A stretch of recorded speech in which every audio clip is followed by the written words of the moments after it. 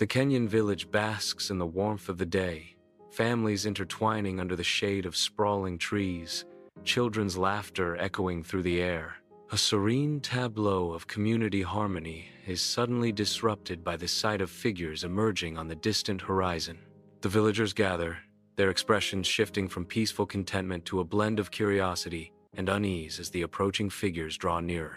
Father Andrew steps forward, his gaze fixed on the approaching figures, a silent question hanging in the air.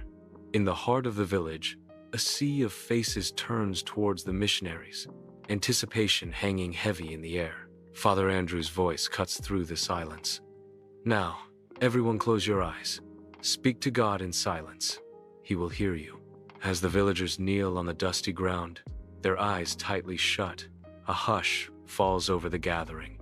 Amidst the solemnity, young children peek through their fingers, their innocent curiosity a stark contrast to the adults' devout posture.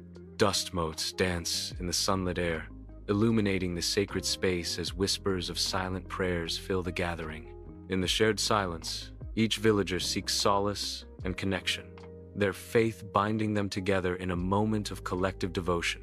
Years drift by, free fields transform into confined spaces, shadows cast by a looming church over the lands where cattle once freely roamed.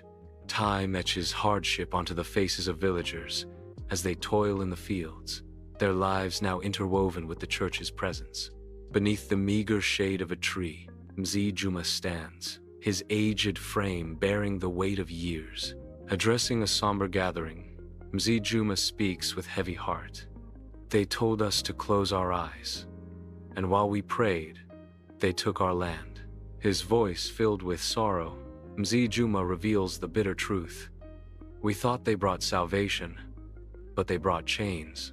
The villagers listen, their faces etched with the pain of broken promises and the weight of their lost freedom.